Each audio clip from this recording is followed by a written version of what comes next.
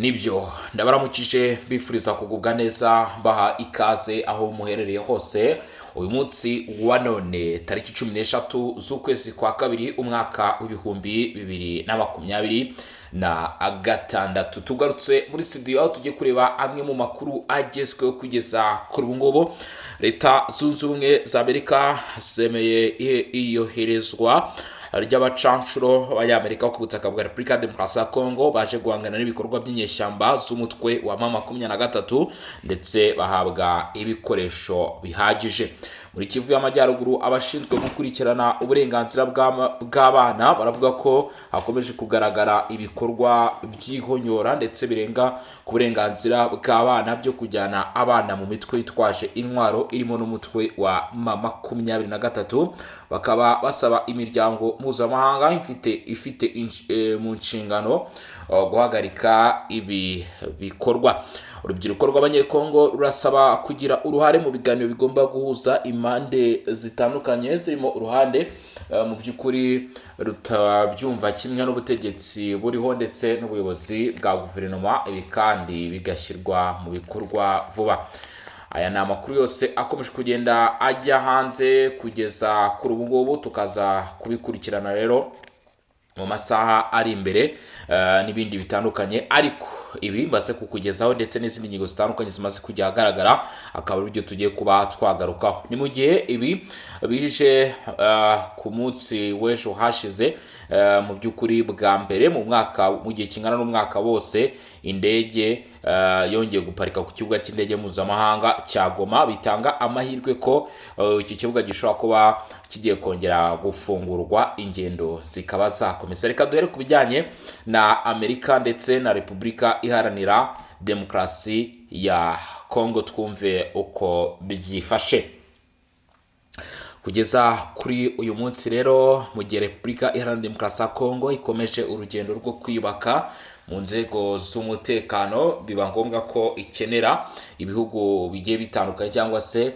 ikenera abayifasha baturutse mu mpande zigiye zitandukanye. Muri urwo rwego habayeho ibiganiro ndetse n'imikoranire ihuza Repubulika Iharanira Demokarasi ya Kongo hamwe mu by'ukuri n'uruhande rwa Leta Zunze Ubumwe za Amerika, ariko ishami rizwi nka Blackwater ubu ryamaze no kugeza abasirikare ku butaka bwa Repubulika ya Demokarasi ya Kongo. Bivuga ko aba baje mu gukurikirana ibikorwa byo gucunga ndetse no kurinda umutekano mu by'ukuri w'umujyi wa Uvira, nyuma y'uko Leta Zunze Ubumwe za Amerika zari zimaze gushyiraho itegeko risohora aba barwanyi mu by'ukuri ba 23 mu mujyi wa Uvira. Byabaye ngombwa ko hashyirwaho abagomba kuwucunga, ariko bivugwa ko abangaba bitigeze biba ngombwa ko horezwa igisirikare kiri official cya Leta Zunze Ubumwe za Amerika, ariko bohereje abahoze muri iki gisirikare mu by'ukuri umva ko ari n'inararibonye ndetse kandi ikigeretseho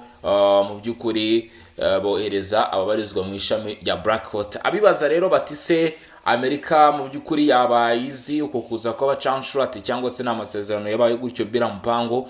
Ndagira nkubwire ko mu by'ukuri nta munyamerika ushobora gusohoka muri Amerika ngo aze muri Afurika mu by'ukuri, by'umwihariko aje mu butumwa nk'ubu ngubu bitazwi. Ndetse nagira nkubwire ko abangaba bivugwa neza ko bakoresha intwaro n'ubundi zituruka muri Leta Zunze Ubumwe za Amerika kandi zitigeze zinjizwa muri Repubulika ya Demokarasi ya Kongo mu buryo bw'amagendo, kuko abangaba ntabwo uzababonana izi ntwaro zisanzwe, uzababonana icyo bita automatic weapons, nizo bakoresha. Abari Uvira ngira ngo barabizi cyangwa se bakunze kugenda bababona. Abangaba rero kuwibaza ati se Leta Zunze Ubumwe za Amerika bigeze bagira uruhare kugira ngo babe bari ahangaha? Ngira ngo ibyo ngibyo byo ni ibintu byumvikana cyangwa se n'urucabana rwose.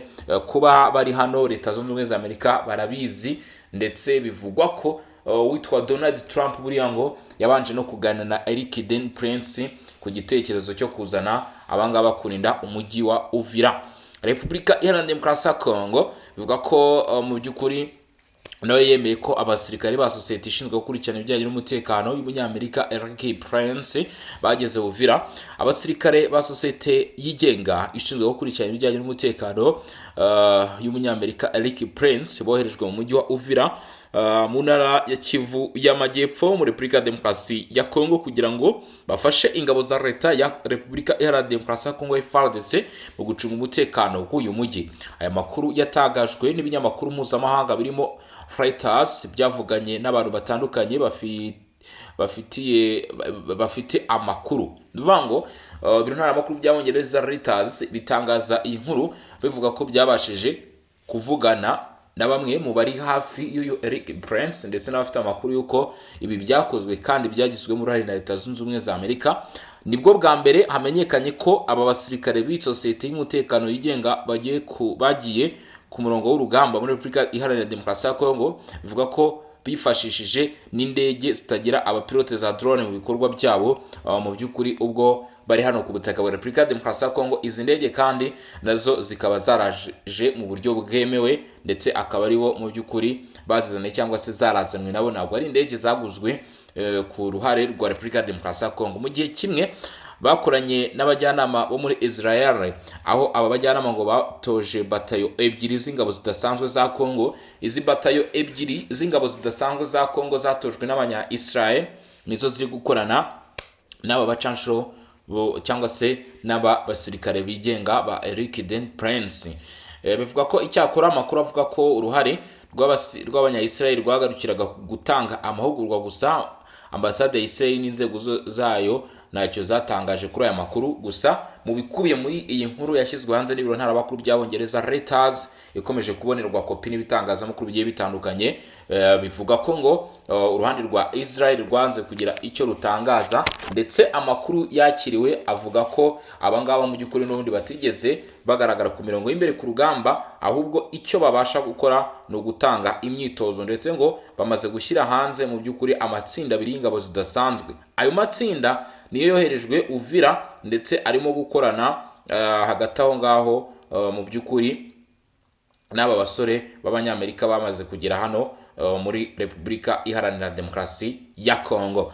Mu gihe kimwe mu by'ukuri Erik Prince, ndakwibutsa ko ni rwiyemezamirimo w'Umunyamerika wamenyekanye cyane mu rwego rw'umutekano rwigenga, aho yashinze sosiyete yahoze yitwa Blackwater ikora ibikorwa by'umutekano n'ibijyanye n'intambara mu bihugu bigiye bitandukanye. Abangaba uzabasanga muri Israel, abangaba uzabasanga mu bihugu bigiye bitandukanye bya Afurika, mu by'ukuri kandi basinyana n'amasosiyete, basinyana na guverinoma, aho mu by'ukuri utazigera ubasanga wenda ngo bakorana n'imitwe yitwaje intwaro ariyo barwanira. Aba bakorana mu by'ukuri n'ibihugu, bakorana n'ibihugu. Umva ko uyu mugabo afite n'agatubutse kabisa akura muri iyi business ye yashinze hano muri Leta Zunze Ubumwe za Amerika kabisa.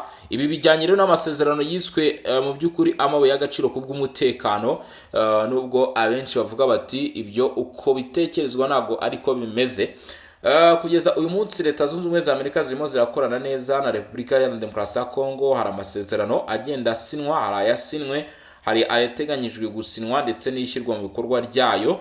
Ibyo rero bikavuga ko ubu Leta Zunze Ubumwe za Amerika yamaze kugera mu ruhando rw'ibihugu byifuza amabuye y'agaciro Repubulika ya Demokarasi ya Kongo, kandi bayashaka mu buryo mu by'ukuri budashyira ubuzima bwa benshi mu kaga cyangwa se butuma benshi batakariza ubuzima. Ibyo rero ngo bikaba biri mu bituma cyangwa se mu bikomeza gutera kuba mu by'ukuri tubona aba bacanshuro cyangwa se Leta Zunze Ubumwe za Amerika zohereza abangaba, nubwo abenshi bagiye bavuga bati mu by'ukuri ibi ntabwo ariko bimeze, n'abayishyuwe na Repubulika ya Demokarasi ya Kongo, ariko ibiro ntaramakuru by'Abongereza Leta byo bikavuga ko ababoherejwe n'ubundi na Leta Zunze Ubumwe za Amerika. Mu Kuboza 2025 umutwe wa M23 wari wafashe umujyi wa Uvira, bitera uburakari Leta Zunze Ubumwe za Amerika zari zamaze gufasha mu gusinya amasezerano hagati y'u Rwanda na Repubulika ya Demokarasi ya Kongo agamije gushaka amahoro, aho abenshi badatinya kuvuga ko aya masezerano yasinwe hagakomeza kubaho imirwano ashobora kuzatuma igihugu nk'u Rwanda gishinjwa gushyigikira inyeshyamba za 23 gifatirwa ibihano kubwo kuba gishinjwa kurenga ku masezerano y'agahenge ndetse n'aya masezerano yasinwe hagati ya Leta Zunze Ubumwe za Amerika, ko hari harimo ibikorwa byo guhagarika imirwano. Gusa ku munsi w'ejo uwitwa Olivier Nduhungirehe ubwo yaganiraga n'ibiro ntaramakuru by'abafaransa RFI, we yavuze ati cyangwa se yagaragaje yuko ngo badafite ubwoba bw'ibihano ibyo ari byo byose bashobora gufatirwa mu by'ukuri kubwo kurinda umutekano w'abaturarwanda ndetse n'u Rwanda muri rusange, mu gutinya ibishobora gukorwa hagati aho ngaho n'umutwe witwa FDLR. Icyakora umwe mu bayobozi ba Kongo ushinzwe ibijyanye n'umutekano yatangaje ko iki gikorwa cyari gihuje n'ayo masezerano mu by'ukuri y'amabuye y'agaciro kubw'umutekano, kandi ko cyakozwe bisabwe na leta ya Kongo. Mu by'ukuri ko ariyo ngo yaba yaremeye gukorana na Leta Zunze Ubumwe za Amerika mu by'ukuri mu mikoranire yo gutanga amabuye y'agaciro, hanyuma nayo igahabwa ibijyanye n'umutekano. Ariko abenshi aha ngaha ntabwo bigeze bavuga bati Kongo turayitera amabuye, kuko abenshi baravuga bati ufite itungo riramugoboka. Ati kandi amabuye y'agaciro ya Kongo agomba kurengera abanyekongo cyangwa se gutuma babaho mu mudendezo n'umutekano, nta nubwo agomba kubaho ngaho nk'indabyo. Burasirazuba bwa Repubulika ya Demokarasi ya Kongo ni agace gakungahaye ku mabuye y'agaciro, harimo nka Kolota, harimo icyitwa Tantan ndetse n'andi mabuye y'agaciro menshi,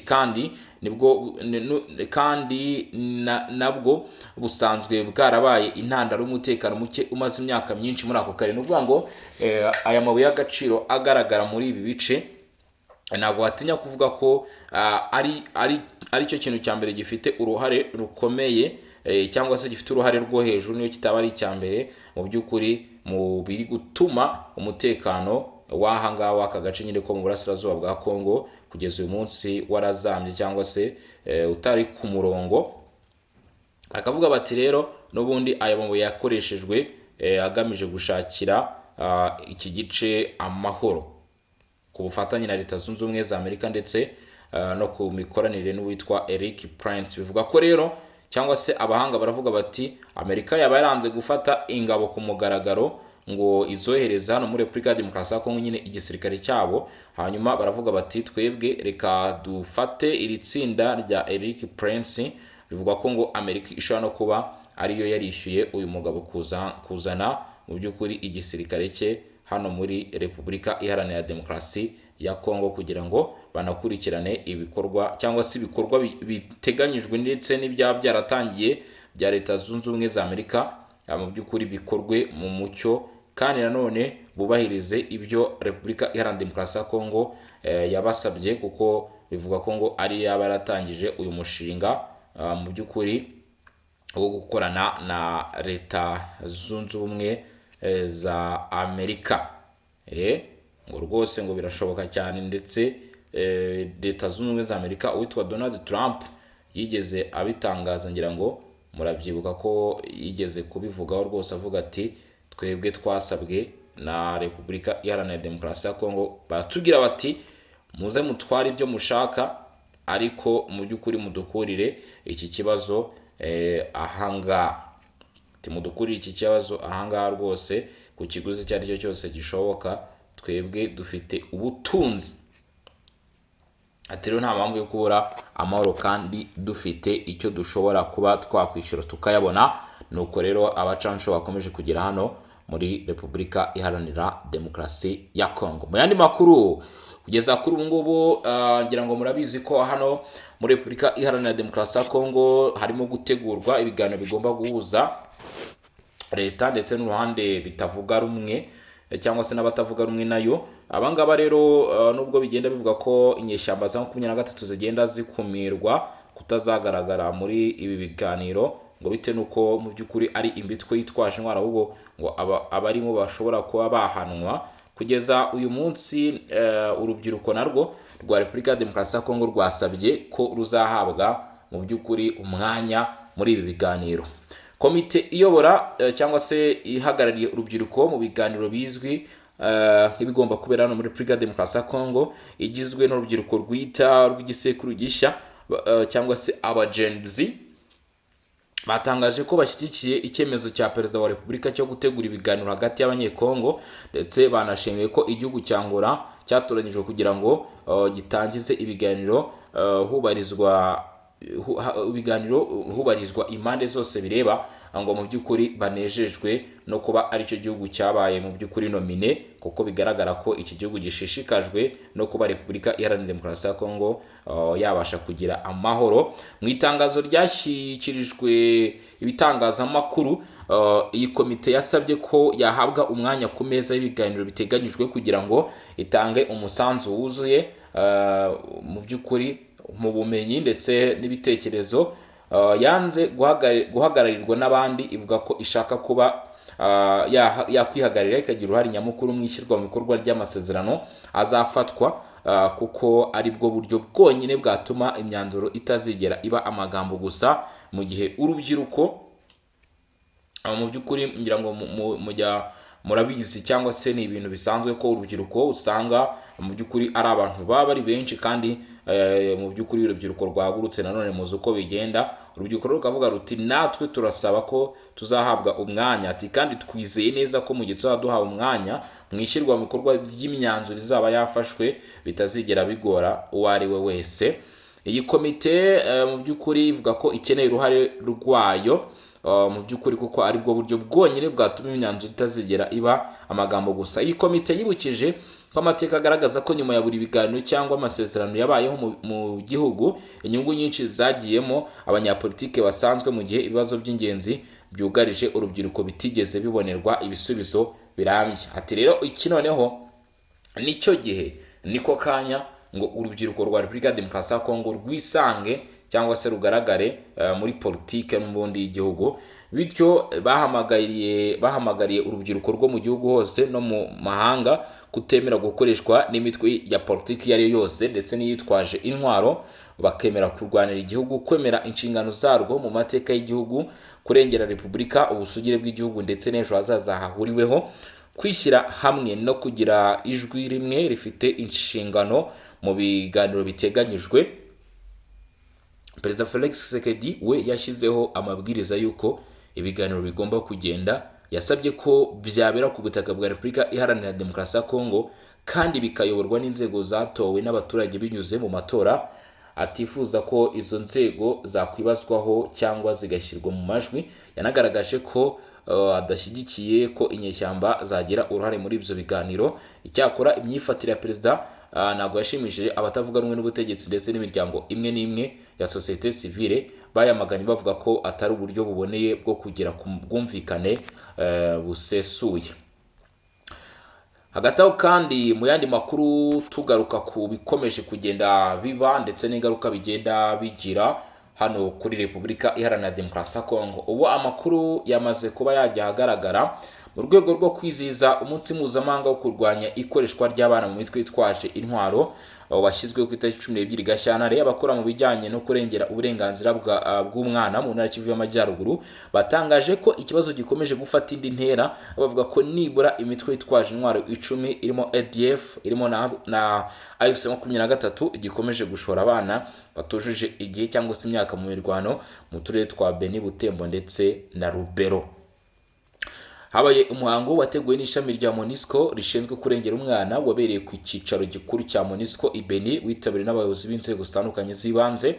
Nk'uko byatangajwe n'umuryango utegamiye kuri leta witwa FAPU L'Avenir et le Développement, abana barenga 2,000 ngo bamaze kwinjizwa mu mitwe yitwaje intwaro mu mwaka wa 2025. Umuhuzabikorwa wabo Jerime Rufungula yavuze ko imibare bafite igaragaza ko nibura abana 2,254 barimo abakobwa 423 bakoreshejwe kandi bagakoreshwa n'abayobozi b'iyo mitwe. Yagize ati iyi ni imibare iteye inkeke cyane cyangwa se iteye impungenge.